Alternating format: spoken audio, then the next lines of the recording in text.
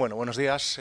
Mi nombre es Eduardo Gómez, soy como pone en la transparencia, del grupo GESIC-EMIC, Grupo de Sistemas Inteligentes y Cooperativos, eso es GESIC, de la Universidad de Valladolid. Entonces, bueno, pues agradezco a Carlos que me haya invitado para hacer una pequeña presentación del grupo. Como tampoco conocía exactamente la audiencia, básicamente lo que he pensado es contar un overview de las cosas que hacemos y bueno, pues hay punteros, URLs para el que quiera saber más, pues ir, descargar software, leer los artículos, lo que sea, ¿no?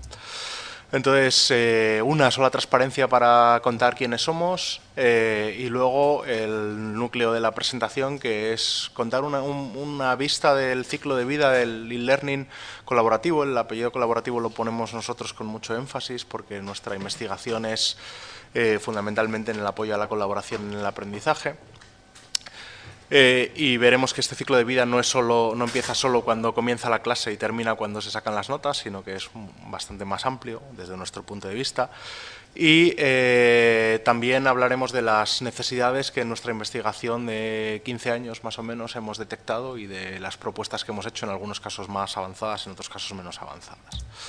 Bueno, entonces simplemente para los que no conozcáis, bueno, a mí probablemente no me conocéis, pero para los que no conozcáis a nadie del grupo, el grupo tiene la figura de grupo de investigación reconocido en la Universidad de Valladolid, que es un grupo que tiene financiación de la propia universidad, aparte de la que consigamos de los proyectos. Y es un grupo con una visión interdisciplinar en el que trabajamos en el e-learning colaborativo, pero no solo desde el punto de vista de la tecnología, sino también teniendo en cuenta la visión de la pedagogía. Entonces trabajamos gente de Teleco, de informática, pero también gente de la Facultad de Educación, en concreto del Departamento de Pedagogía. El director es Yanis Dimitriadis, que seguramente sí que conoce buena parte del público. Si no estáis seguros, no le conocéis. Si le conocieseis, le recordaríais vivamente, ¿no? Porque es una persona muy expresiva y muy extrovertido. Y luego estamos otros 9 doctores y, bueno, el otro día contaba de memoria, yo creo que tenemos 9 tesis en curso, informáticos contratados de desarrolladores. Bueno, es un grupo más o menos grande, por lo menos para una universidad pequeña como es la nuestra, ¿no? Y llevamos trabajando en cosas de e-learning con muchas evoluciones, unos 15 años más o menos, ¿no? Entonces, nuestro énfasis está en lo que se llama el Computer Supported Collaborative Learning, aprendizaje colaborativo apoyado por ordenador, donde la preocupación no es tanto a lo mejor la gestión de la asignatura, la parte de back office de un sistema de e-learning, sino sobre todo cómo dar apoyo a la colaboración entre los alumnos mediada por ordenador. Y hemos participado en proyectos de la Junta de Castilla y León, de nacionales, recientemente en uno con Carlos III, con algunas de las personas que están por aquí, también en bastantes proyectos europeos. Bueno, eso sobre quiénes somos. Vamos a contar un poco cómo vemos nosotros el e-learning, ¿no? Entonces, nuestro punto de vista del learning nace del educador, que no siempre es el educador, sino que a veces es, en los ambientes de formación se llama el diseñador educativo, ¿no? Que no es lo mismo que el tutor que luego va a supervisar el aprendizaje, sino que es simplemente alguien que tiene en mente cómo debería ser el curso, la asignatura en cuestión, ¿no? Entonces, él tiene en mente su diseño de aprendizaje. Bueno, entonces, desde nuestro punto de vista, debería recibir apoyo computacional para poder formalizar este aprendizaje, para, bueno, concretar un poco más las ideas. Bueno, yo quiero hacer aprendizaje basado en proyectos, tengo en mente un poco las actividades, los objetivos, pero necesito consejos, necesito ayudas para poder ir concretando, bajando al grano fino este diseño, ¿no? Y posteriormente, si queremos apoyar este diseño mediante tecnología, mediante un LMS o un VLE, son dos siglas que, bueno, nosotros usamos de manera bastante equivalente, un Learning Management System o un Virtual Learning Environment, tanto da un Moodle, un .learn, un LAMS, para que este diseño pueda pasar al sistema de apoyo al aprendizaje deberíamos formalizarlo, ¿no? Entonces tenemos aquí nuestro LMS, luego tenemos nuestros alumnos colaborarían a través del sistema de aprendizaje y finalmente nosotros también ponemos mucho énfasis en la evaluación, y la evaluación no es solo medir los resultados de los alumnos, sino que también es evaluar a lo largo de todo el aprendizaje para dar feedback, y también es evaluar el conjunto del ciclo de vida para ver si el diseño era adecuado o no era adecuado, si el apoyo computacional era adecuado o no era adecuado. Bueno, y luego, como nosotros encima, este es nuestro tópico de investigación, pues muchas veces la evaluación es evaluación investigadora como tal, ¿no? Bueno, entonces, brevemente, lo que he mostrado en el dibujo, pues concreto un poco más qué es lo que se debería tratar en cada una de estas fases, ¿no? Entonces, en la fase de diseño deberíamos pensar en la secuencia de actividades que van a hacer los alumnos, en los artefactos que pueden ser manejados, que pueden ser documentos, que se leen, que se producen, que pasan a la siguiente actividad y son consumidos por los mismos alumnos, por otros alumnos. Pueden ser herramientas, pueden ser simuladores, pueden ser chats, pueden ser herramientas de dibujo, pueden ser pizarras, puede ser cualquier cosa. En cuáles son los actores que van a participar en cada actividad. En muchos casos el e-learning es estrictamente individual, pero nosotros pensamos que el aprendizaje colaborativo enriquece mucho el aprendizaje. Bueno, no lo pensamos solo nosotros, es una corriente pedagógica muy fuerte, ¿no? Entonces, en algunas actividades, las actividades serán individuales, en otras serán colaborativas, en grupo. ¿Qué tipo de interacciones queremos promover entre nuestros alumnos? Pues queremos que los alumnos colaboren con sus compañeros de grupo, queremos que interactúen con otros grupos de la clase, queremos que interactúen con toda la clase, con el profesor, etcétera. Y finalmente, también durante el diseño, y no solo después, pensamos en qué y cómo vamos a evaluar, en qué productos vamos a evaluar, que eso es lo fácil. Vale, yo evalúo un trabajo final que hacen, ¿no? Un dibujo, un esquema, un escrito. Pero también en qué procesos vamos a evaluar, es decir, vamos a fijarnos en cómo están ocurriendo las cosas y vamos a tener eso en cuenta a la hora de no solo calificar, sino dar feedback. Y en qué momentos, solo al final, que es también lo típico, o evaluamos en más momentos. Bueno, y todo eso con el objetivo del diseñador educativo, el profesor, lo que persigue es que mis alumnos aprendan esto.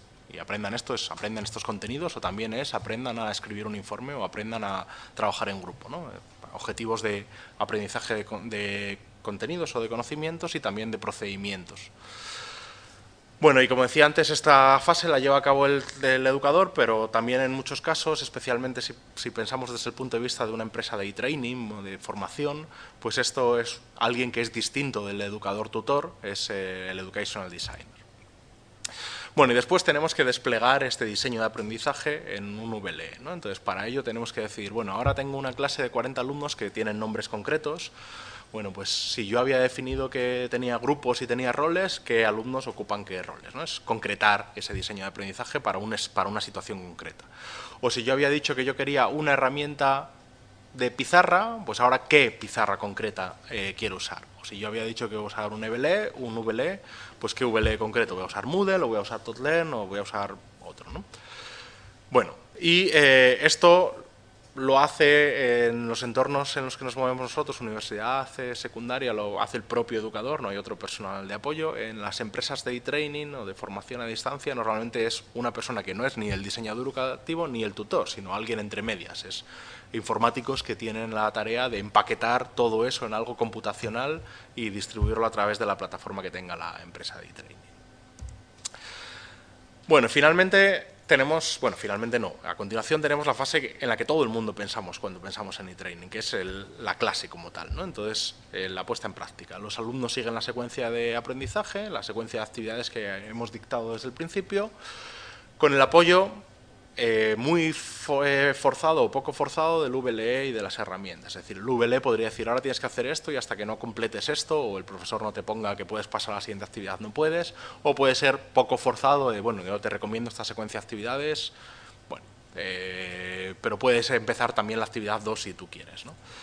En este proceso pues tenemos el apoyo computacional, los alumnos consumen artefactos, producen artefactos, interactúan con los documentos, con las herramientas y también con otros alumnos y con el profesor, normalmente a través de las plataformas. E idealmente el profesor puede dar realimentación pues, a partir de productos, que eso es muy frecuente, pues me mandáis un informe intermedio y yo os mando un comentario, ponéis un post en el foro y yo os mando un comentario. Pero puede incluso dar comentarios a partir de monitorización de la actividad, de lo que está ocurriendo. Pues veo que estos intervienen mucho en el foro, ¿no? O veo que que los alumnos han interactuado mucho entre sí a través de un chat, ¿no? Yo puedo dar un toque y decir, oye, que estáis muy dormidos, que no hacéis nada, lo que sea, ¿no? Y idealmente con el apoyo del software.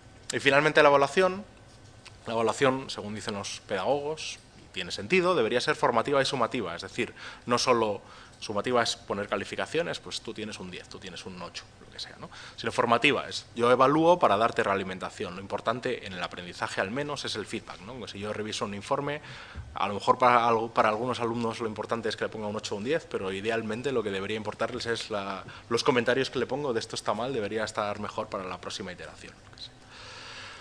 Y deberíamos evaluar productos, que es lo fácil, y también procesos, ¿no? Pero los procesos no son directamente observables. Cuando yo estoy en un aula con mis alumnos allí trabajando y les digo hacer un trabajo colaborativo sobre un póster y os doy un trozo de papel grande y vosotros escribís, yo puedo estar encima y ver, colaboráis muy poco, o sois muy poco asertivos, o X, lo que sea, ¿no? Pero cuando están colaborando a través de una plataforma telemática no todo es observable o no es fácilmente observable o la multitud de fuentes puede ser grandísima, las fuentes de datos, entonces, bueno, eso es difícil. Y también, además de evaluar el aprendizaje de los alumnos, el profesor y los diseñadores educativos y los diseñadores tecnológicos también pueden tener interés en, bueno, pues cómo diseño mejor, qué herramientas podrían haber venido mejor para esta actividad, etcétera, ¿no? Bueno, entonces, echado un vistazo rápido a este ciclo de vida, voy a comentar algunas, no todas, porque no da tiempo, algunas de las necesidades y propuestas que nosotros hemos ido encontrando, ¿no? Nuestro grupo trabaja en bastantes aspectos a lo largo de todo este ciclo de vida, no solo en el apoyo tecnológico de la puesta en marcha, sino también en el diseño, también en el despliegue, también en la evaluación. Bueno, entonces, en el diseño, el educador o el diseñador educativo, ¿qué es lo que necesitaría? Pues, bueno, por supuesto, necesita ideas de qué quiere conseguir con su asignatura o qué quiere conseguir con su actividad, con su tema, lo que sea. Pues quiero que mis alumnos aprendan esto y lo otro y lo de más allá, ¿no? Y a continuación, una vez que tiene esas ideas, necesita pensar en qué actividades. Entonces dice, bueno, pues para conseguir que mis alumnos aprendan a trabajar en grupo y que aprendan a escribir un informe y que aprendan también pues no sé, de arquitectura de ordenadores, qué es la segmentación o qué es lo que sea, entonces voy a diseñar unas actividades en las que ellos tienen que diseñar un procesador y escribir un informe describiendo cómo lo han hecho o lo que sea, ¿no? Entonces, puedo tener muchas posibles secuencias de actividades. Entonces, una pregunta es, bueno, ¿y qué secuencias de actividades propongo a mis alumnos? Otra posible pregunta es, ¿qué actividades de assessment? Assessment es evaluación, pero no solo por el profesor, también entre los propios alumnos. ¿Puedo incluir en medio del diseño para pues, que los alumnos reciban feedback, bien por mi parte del profesor o bien por parte de los propios compañeros, durante o hasta feedback propio, hasta autoevaluación, a lo largo del curso, del tema, de lo que fuese, ¿no? ¿Y qué evaluación puedo yo llevar a cabo de todo el proceso para yo reflexionar sobre si esto está bien hecho, está mal hecho, para que cuando acabe, pues el siguiente año lo haga un poco mejor, ¿no? Entonces, algunas propuestas que hemos ofrecido dentro de estas necesidades. Pues una de las propuestas que, bueno, más famosa es, y que, bueno, yo creo que ha sido muy celebrada por lo menos en unos proyectos europeos en los que hemos estado, a la gente le ha gustado mucho. Es un editor de diseños de aprendizaje que además es asistente. Entonces, durante una tesis doctoral de una persona que vendrá esta tarde aquí a dar una charla, pero que ahora está en la Pompeu Fabra, de David Hernández, se propuso lo que se llaman los Collaborative Learning Flow Patterns, que son patrones de actividades o de flujo de actividades orientados a mejorar la colaboración. Dentro de un par de transparencias vemos un ejemplo muy claro, ¿no?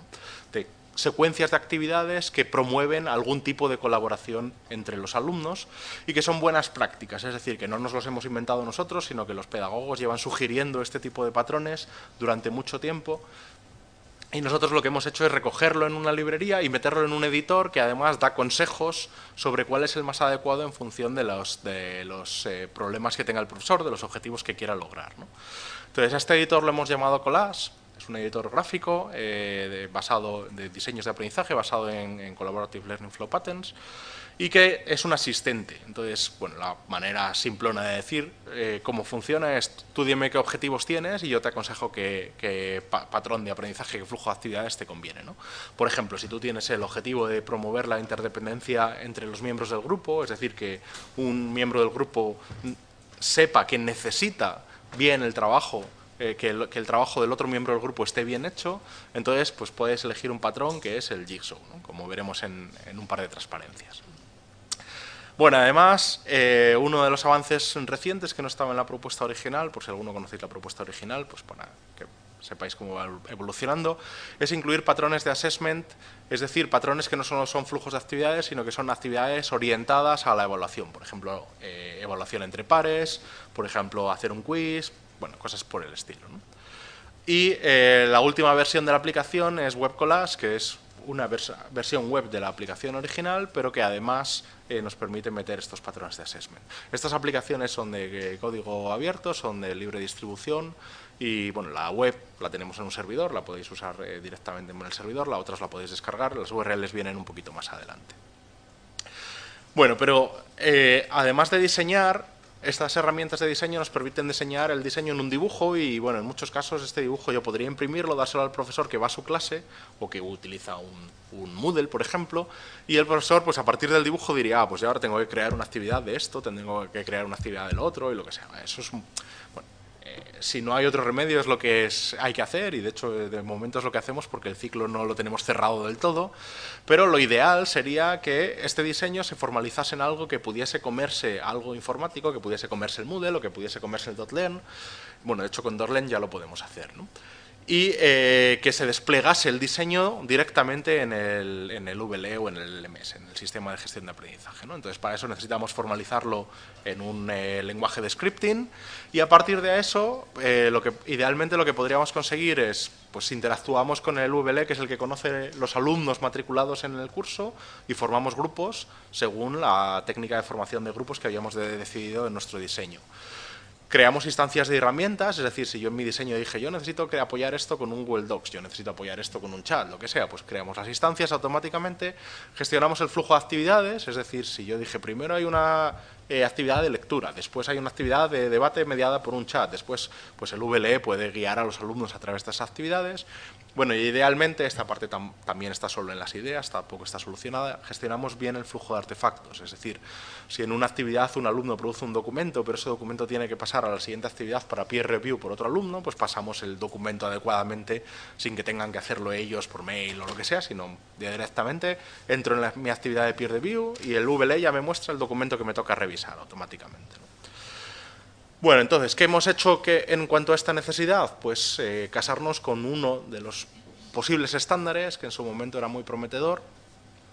Bueno, y no está muerto ni mucho menos, lo que pasa que, bueno, a lo mejor, bueno, veremos qué es lo que pasa en el futuro, ¿no? Que es el IMSLD, que es el IMS Learning Design, que es un lenguaje de scripting, es basado en XML, es un estándar de facto en una cierta comunidad, una comunidad importante, aunque luego los desarrolladores de VLEs o de entornos de aprendizaje no lo han asumido tanto como estándar importante y, bueno, en algunos casos se han desarrollado extensiones para poder integrar scripts escritos en IMSLD y desplegarlos en el VLE, ¿no? Como de hecho se ha hecho en .learn, aquí en la Carlos III, o por ejemplo LAMS también tiene un filtro que permite leer diseños IMSLD. Bueno, las ventajas en su momento es que existían otros editores, no solo el nuestro, entonces bueno, pues el profesor podría elegir editar con Collage o editar con Recurse, por ejemplo, y existen distintos motores sobre los que construir motores integrables en los VLEs, ¿no? Actualmente existe una extensión de VLE para .learn, una extensión de IMSLD para .learn, y he puesto Moodle, pero no es Moodle, es LAMS el que permite incorporar scripts IMSLD. Bueno, las dos herramientas de autoría que he descrito antes generan scripts IMSLD y luego tenemos otra herramienta adicional que es Sisters Collage que permite interactuar con el VLE, sacar los miembros, los alumnos matriculados en un curso y formar los grupos. Bueno, vamos a mostrar aquí unos pequeños pantallazos para que nos hagamos una idea. Entonces tenemos el que el profe está pensando que quiere fomentar la interdependencia, ¿no? Entonces tiene aquí un editor, bueno, supongo que no se ve mucho, bueno, un poquito. Tiene aquí un editor en el que dice, bueno, ¿cuáles son tus objetivos de procedimientos, ¿no? Entonces, pues hay un objetivo de procedimientos que es promueve la interdependencia positiva y si pasamos el ratón por encima nos sale un pop-up que nos explica un poquito más qué es esto, ¿no? Entonces, el profesor podría clicar eso, decir, yo quiero promover la interdependencia positiva, quiero que mis alumnos sepan que dependen del compañero de grupo para que la tarea salga bien. Y entonces tenemos otra pestaña que dice, ¿qué tipo de problemas tenemos? Pues el problema es una tarea que se puede dividir, o el problema es una tarea que no se puede dividir, o lo que sea. En este caso, el problema es una tarea que se puede dividir. Se trata de, pongamos, hacer un informe de estado del arte sobre 4 métodos de lo que sea, ¿no? Por ejemplo, este lo hemos utilizado en una asignatura de teletráfico, pues para evaluar distintos métodos de control de congestión de TCP. Bueno, pues clica en esto y entonces le dice, pues te sugiero el CLFP que se llama Jigsaw Puzzle, en el que tenemos una representación gráfica. Lo que ocurre es que divido mi problema en 4 subproblemas, los 4 colores. Cada alumno tiene una fase en la que lee sobre su problema o trabaja sobre su problema, luego se junta con alumnos de otros grupos que también trabajaron el mismo problema que ellos, es el grupo de expertos, aquí todos en verde, y luego se junta con los alumnos que habían leído sobre los otros problemas y resuelven una tarea que requiere de los conocimientos de los 4, y si no están los 4 y los 4 no lo han hecho bien, no resuelven la tarea. Entonces, efectivamente, este puzzle resuelve el problema de promover la interdependencia positiva. Y además aquí tenemos pistas, texto, que explica al profesor un poco pues, cuáles son las ventajas, los inconvenientes de este patrón. Bueno, la herramienta se puede descargar de ahí y esta es la interfaz de la herramienta en formato web, del Web Collage, ¿vale? Donde también podemos pinchar en cada una de estas pestañas y se nos abren pop-ups o ventanas adicionales para que nosotros vayamos configurando. Bueno, siguiente problema, en la fase de despliegue y de puesta en práctica, que es la integración. Uno de los problemas que puede encontrar un profesor con necesidades un poco peculiares, las que sean, es que si le gusta Moodle, o le gusta Learn, o le gusta LAMS, o le gusta Blackboard, o lo que sea, esta plataforma viene con una serie de herramientas. Todas tienen un chat, todas tienen un foro, todas tienen una herramienta de mensajería, normalmente muchas tienen para hacer un quiz, cosas por el estilo, pero por ejemplo ninguna tiene un editor de diapositivas colaborativo, o alguna tendrá, pero no todas, una pizarra colaborativa, o una pizarra sin más. O un simulador ninguna trae un simulador específico de, yo qué sé, procesos químicos, ¿no? Entonces llega un profe de química y quiere su actividad, apoyar la actividad con un simulador, ¿no? Y por el contrario, tenemos que al mismo tiempo que esto ocurre en los VLEs, en el mundo de las aplicaciones web o de los servicios web, servicios en términos laxos, no en términos estrictamente técnicos, hay montones y montones de cosas, de aplicaciones que pueden ser y que de hecho están siendo usadas por profesores en sus clases, pero de manera totalmente desorganizada. Por ejemplo, todas las cosas de Google, Maps, Docs, Spreadsheets, etcétera, son muy útiles para ser usadas en las clases, ¿no? Tenemos widgets, tenemos bueno, pues pequeñas aplicaciones que se pueden beber para hacer un mashup y tener dentro un foro, una herramienta de bookmarks estilo Delicious o cosas por el estilo. Tenemos herramientas de mapas conceptuales, tenemos, bueno, lo que queramos imaginarnos, ¿no? En realidad. Pero todas estas herramientas están fuera del VL. Entonces, ¿cuál es la aproximación habitual para integrar estas herramientas en un VLE? Bueno, pues hay dos aproximaciones clásicas. Una bastante fuerte hace un tiempo, yo creo que ahora va de capa caída, aunque todavía hay algunos proyectos en esta línea, que es desarrollar un nuevo VLE. Decimos, pues, fíjate, Moodle no permite integrar lo que sea, ¿no? Pues yo voy a desarrollar un nuevo VLE y voy a proponer una API de integración para que todo aquel que quiera pueda integrar sus herramientas con mi API de integración. Y al contrario que Moodle o lo que sea, que proponen también una API de integración, pero que es oscura y no sigue estándares y lo que sea, yo voy a proponer una API de integración basada en estándares, ¿no?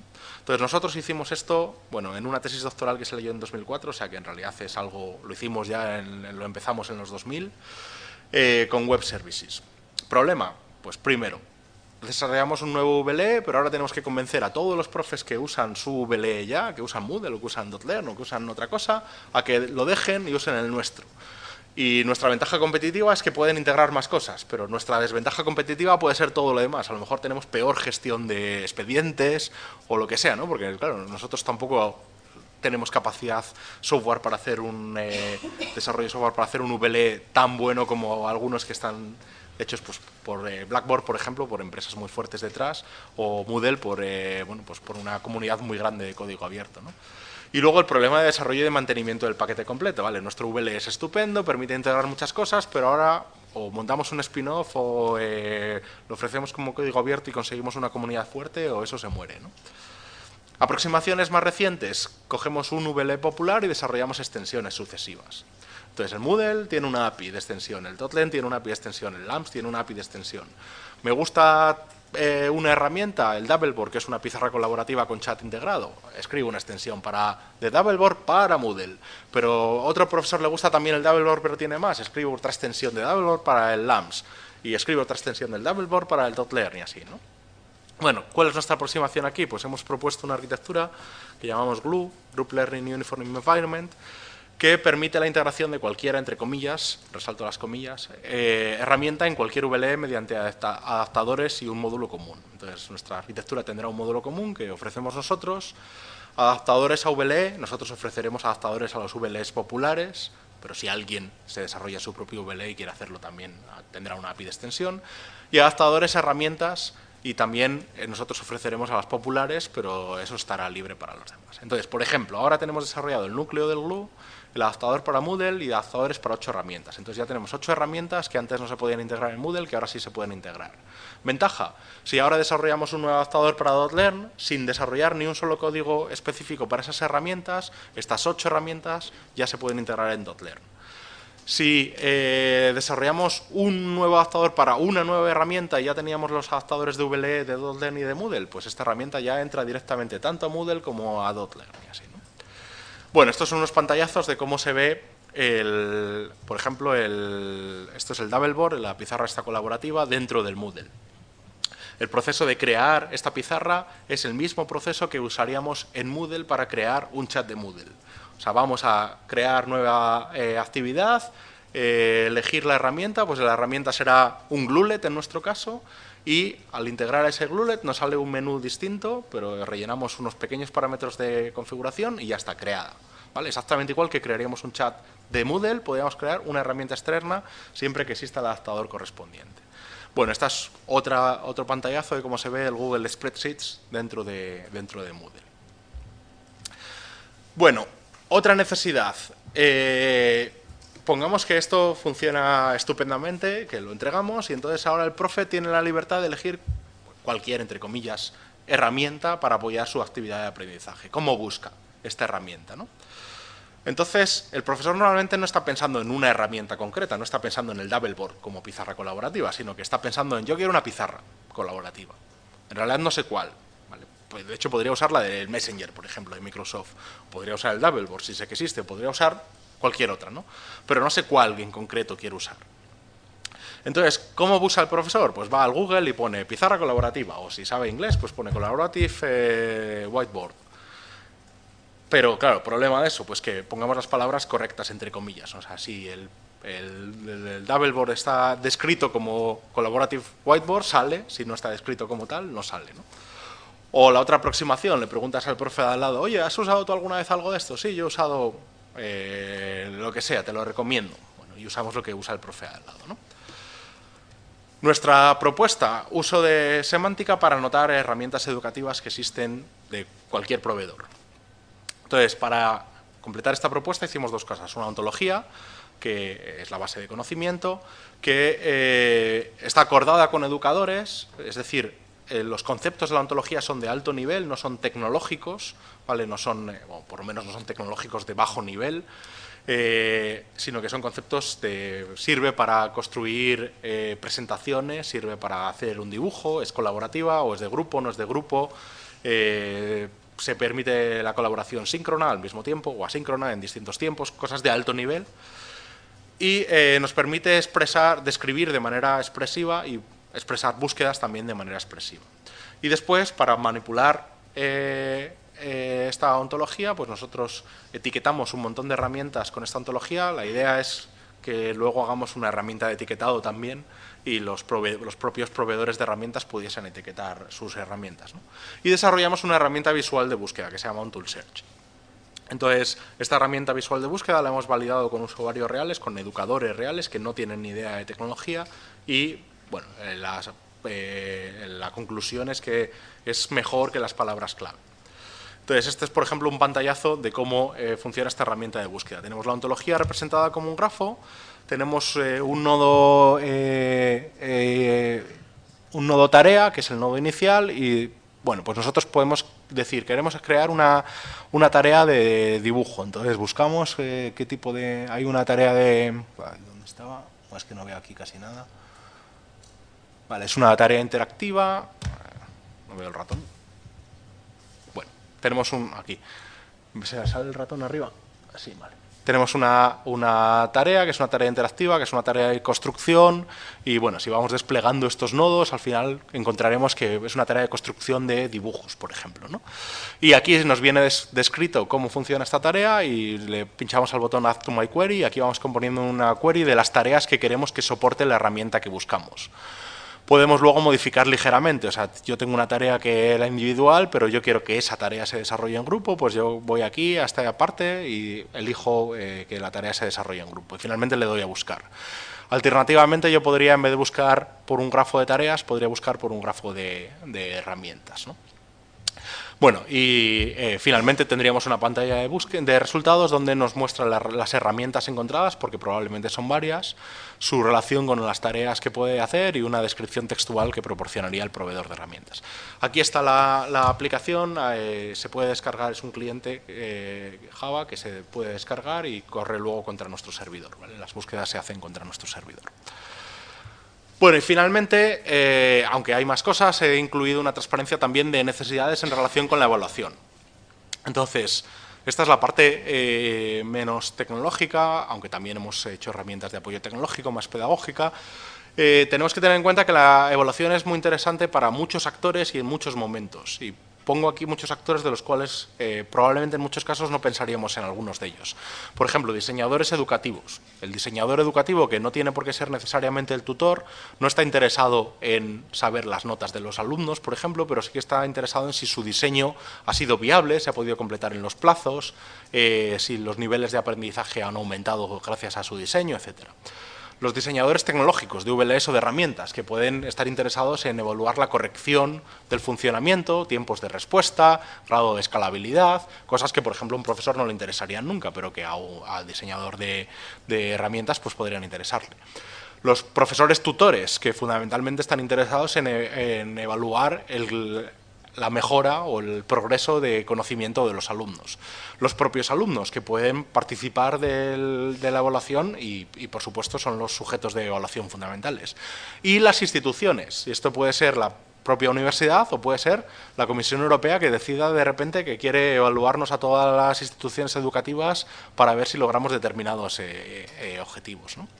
Cosas que se pueden evaluar: la viabilidad del diseño, el aprendizaje que se logra, si las cosas tecnológicas funcionan bien o no, si los recursos que se han destinado han sido adecuados, si los recursos versus los logros mantienen un ratio adecuado. Eso preocuparía a la universidad, al profesor probablemente no, ¿no? Y la evaluación se debe llevar a cabo normalmente durante todo el proceso, pero planificada de antemano. Entonces, esto es una tarea muy compleja que normalmente como profesores llevamos a cabo en una faceta muy sesgada, pero otro actor, por ejemplo, el diseñador de herramientas, pues solo evaluaría la escalabilidad el tiempo de respuesta o la calidad de servicio, pero nunca se preocuparía de si su herramienta ha ayudado o no a comprender, a mejorar el aprendizaje, o la institución, que podría ver pues la tasa de aprobados o el número de dinero, la cantidad de dinero dedicada al aprendizaje o lo que fuese, ¿no? Entonces, bueno, es una tarea compleja que implica decir qué es lo que observamos, cuándo, con qué técnicas lo vamos a observar. Podemos tener muchas técnicas de observación, cuantitativas, cualitativas. Observación no solo es observar lo que está ocurriendo, sino también entrevistar alumnos, entrevistar profesores, pasar encuestas. Todo eso son técnicas de captura de datos. Cómo analizamos toda esta información y cómo reportamos los resultados. Entonces, aquí nuestra propuesta es un marco y luego tenemos distintas herramientillas más pequeñas que no comento en las transparencias. Un marco de evaluación que al final es un conjunto de buenas pautas para dar consejos sobre cómo evaluar en función de qué es lo que queremos, ¿no?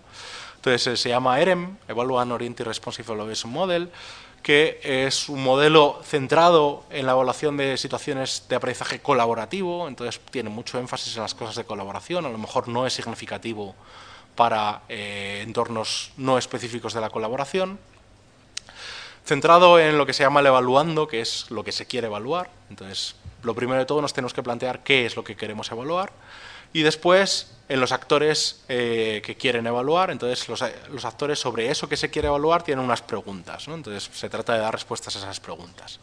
Y el modelo es adaptable.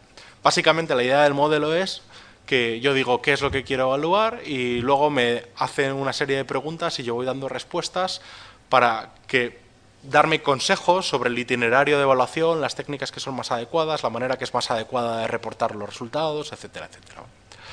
Bueno, quien quiera saber más puede consultar esta URL. El dibujo es una representación gráfica del punto de entrada a este marco, de tal manera que el evaluando está en el centro, nosotros pincharíamos y podríamos elegir qué es lo que queremos evaluar.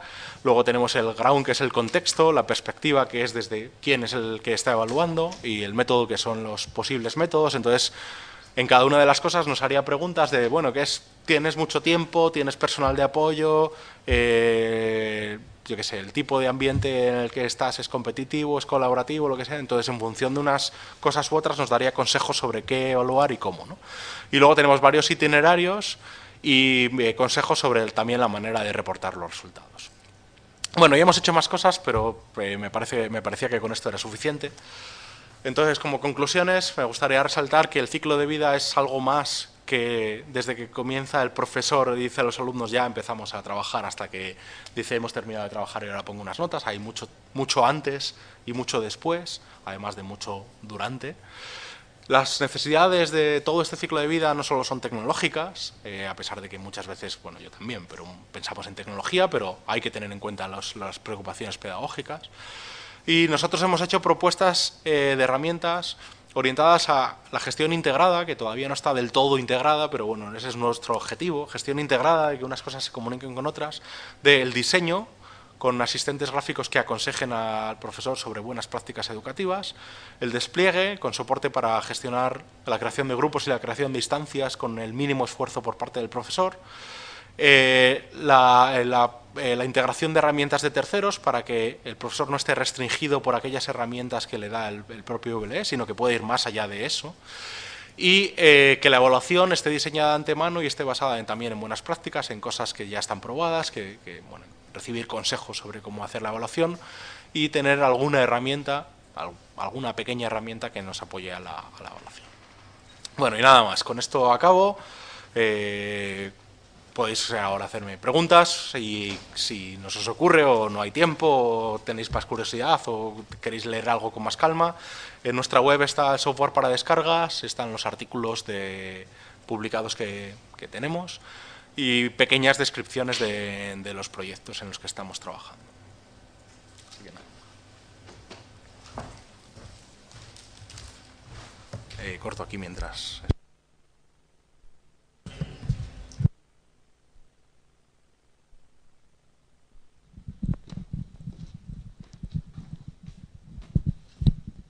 Hola, hola Eduardo, ¿qué tal? Bueno, algunos me conocéis aquí, yo estoy aquí en esta universidad, en la Carlos III, soy Luis de la Fuente.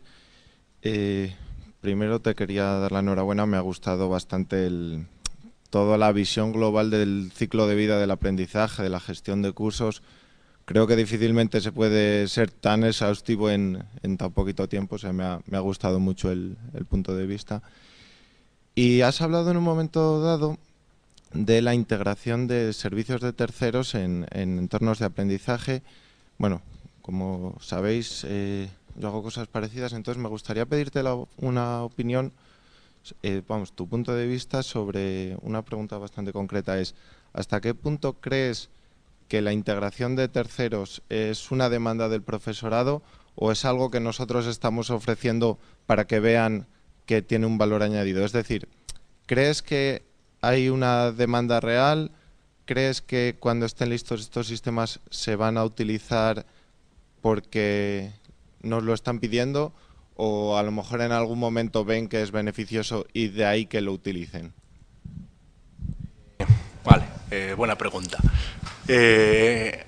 Bueno, yo diría que hay muchos profesores que no usan VLEs, pero sin embargo sí usan tecnología y usan muchas aplicaciones en la web.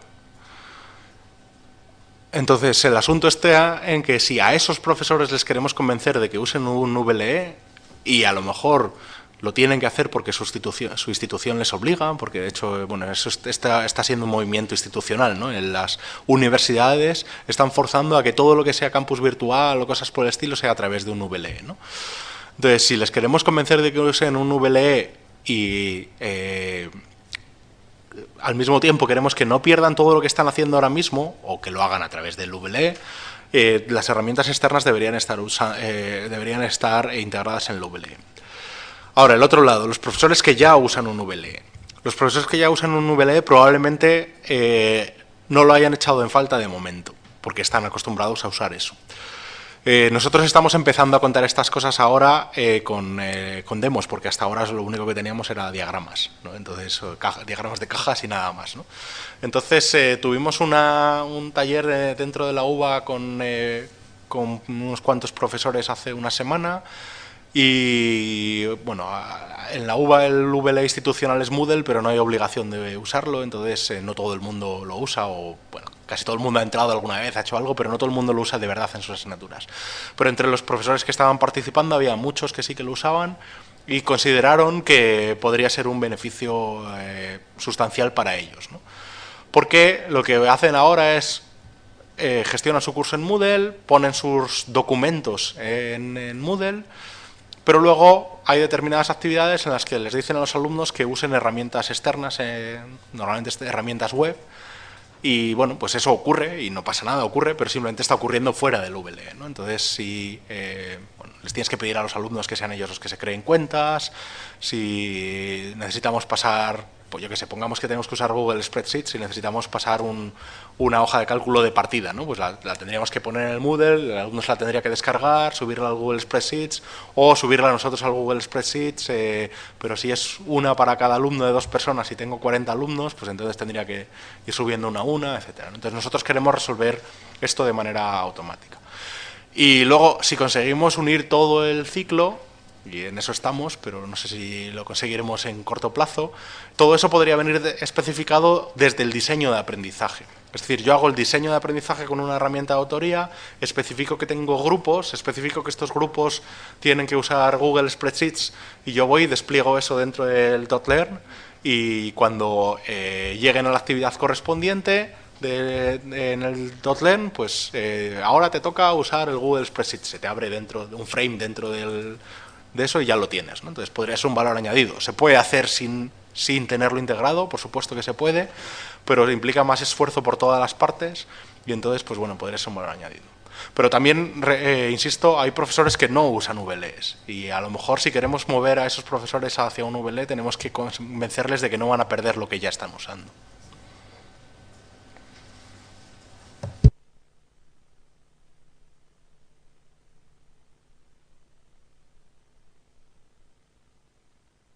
Soy Carlos Cabañas de Elgos. Un par de preguntas. Me imagino que trabajáis en toda la fase de diseño y de elaboración de contenidos con profesores o con expertos que no están muy acostumbrados siempre al tema de la virtualidad, ¿no? O sea, que probablemente vengan del mundo físico, del mundo real en la formación. Entonces, sí que me ¿cómo les podéis apoyar en esa parte para que no se asusten a la hora de crear contenidos para un medio al que no están acostumbrados? Y luego, desde el punto de vista de la evaluación final de todo lo que tiene que ver con el aprendizaje colaborativo, también qué tipo de experiencia estáis viendo, porque ahí la primera tendencia puede ser, pues medimos casi al peso, ¿no? Como en el mundo real, tantas aportaciones en foro valen tantos puntos, por simplificar mucho, y muchas veces eso no es tan trivial, ¿no? Una sola aportación puede tener mucho más valor que N aportaciones de un vándalo que está vete tú a saber diciendo qué cosas, ¿no? Entonces, ¿qué cosas habéis encontrado al respecto? Gracias. Vale, también muy buenas preguntas. Sobre la primera, bueno, mi respuesta va a ser un poco decepcionante porque nuestra experiencia fundamental es sobre blended learning, es decir, aprendizaje presencial y remoto como parte de la misma actividad del mismo contexto educativo. Es decir, nosotros, toda nuestra experiencia de pruebas, de apoyo, etcétera, es a personas que usan tecnología para dar soporte a sus clases presenciales y cuyos alumnos luego pueden seguir usando esa tecnología cuando están en casa, pero no para cursos estrictamente remotos. ¿vale? Entonces no tenemos experiencia en eso, ni hemos preparado cursos estrictamente remotos, ni los pedagogos con los que trabajamos tienen tampoco experiencia en cosas para cosas estrictamente remotas. Entendemos que probablemente muchas de estas tecnologías se podrían usar, pero yo no puedo valorar si realmente nos falta o nos sobra, porque no tenemos experiencia en lo que es estrictamente remoto. Sobre la segunda pregunta, ahí podría enrollarme muchísimo. Bien, efectivamente la evaluación de la colaboración es un proceso muy complejo en el que si queremos ser estrictamente cuantitativos, lo habitual es utilizar número de intervenciones. Por ejemplo, hemos hecho cosas con repositorios de ficheros, entonces número de lecturas de los ficheros, dibujar redes sociales, que eso es cuantitativo, ¿no? Entonces, pues puedo ver las interacciones de una persona con otra persona, puedo medir cuántas interacciones entre esas personas, pero luego, aparte de quedarme con los números, puedo dibujar un grafo donde represento la proximidad de las personas en función de cuánto han interactuado. Eso es cuantitativo. Pero nosotros favorecemos, a pesar de que tiene un coste humano muy elevado, también la evaluación mixta, es decir, mezclando métodos cuantitativos con métodos cualitativos. Entonces, como fuentes de datos cualitativas podríamos encontrar entrevistas o encuestas. Las encuestas también pueden tener partes cuantitativas, por supuesto, ¿no? Pero muchas veces tienen partes cualitativas. Como formas de análisis de los datos cualitativos está la categorización. Entonces, se coge un montón de datos cualitativos que están organizados en ficheros, se abre una herramienta de categorización y se define categorías, afirmaciones que apoyan que la colaboración ha aumentado y afirmaciones que apoyan que la colaboración ha disminuido, por ejemplo. Entonces yo voy repasando todos mis textos y selecciono una afirmación, un trozo, y marco, esto pertenece a la categoría, apoyan que la colaboración ha aumentado, ¿no? Entonces, después de todo eso, cojo mi esquema de categorías, veo los textos, cojo los datos cuantitativos y entre todo eso triangulo, que es la forma en la que se llama, ¿no? Es decir, contrasto unas cosas con otras y si bien puedo decir que los datos cuantitativos apuntan hipótesis, pero normalmente no tienen mucha validez estadística, claro, porque en una clase tampoco sacamos validez estadística. Pues los datos cualitativos nos ayudan a comprender si esas hipótesis tienen un cierto fundamento y quizá el por qué, ¿no? Entonces, normalmente favorecemos el uso de técnicas cualitativas junto con las cuantitativas, no solo las cuantitativas. Muy rápido, Daniel. Llevamos 45 minutos de descanso. Tenemos el café preparado. Perdón, creo que la mitad es culpa mía. Muy breve. Solamente una reflexión y una pregunta muy rápida. La reflexión es que no sé hasta qué punto... yo trabajo en esto desde toda mi vida y estamos siempre muy centrados en hacer que la gente no técnica, fundamentalmente profesores, que son el 80% de mi grupo objetivo son profesores, ¿no? Y profesores no técnicos. Y cada 2 por 3 estamos con talleres y tal. Y el tema es cómo hacer para que este perfil no técnico pueda utilizar tanto gestores de aprendizaje como todo tipo de enlaces y servicios web y todo esto. Entonces, la reflexión simplemente es hasta qué punto está descompensado el tema, ¿no? Porque esto es transitorio. Los chavales que ahora mismo tienen 18 nos comen dentro de 5 o 10, los que han nacido con el iPod en la mano, pues está. O sea, que dura poco. Y sin embargo, llevamos como 20 años con el tema este del diálogo para intentar que la gente no técnica... Cuando el modo de expresión dentro de 5 o 10 años para los nuevos profesores que vengan y los nueva gente que venga, que ya sean profesionales, son los que ya se han criado con la parte digital, ¿no? Entonces, a veces pienso que está un poco exagerado, ¿no? Que nos estamos centrando demasiado en la gente que está ahora mismo y en los que estaban antes, pero no los que van a venir, que ya vienen con toda la historia. Es más como reflexión propia, ¿no? Porque ya te digo que es parte de mi actividad principal. Bueno, ese es solamente una pequeña reflexión, que ese equilibrio a veces se me parece un poco desequilibrado. Y luego la pregunta, ¿hasta qué punto os merece la pena a vosotros seguir trabajando con Learning Design viendo que después de 7 años no se ha evolucionado en nada? Y que los grupos de investigación que han salido haciendo cosas al respecto son sistemáticamente ignorados por el consorcio y por los grupos de poder dentro de IMS. Es decir, como tú decías, sigue prometiendo exactamente lo mismo después de 7 años. ¿Habéis pensado sobre eso?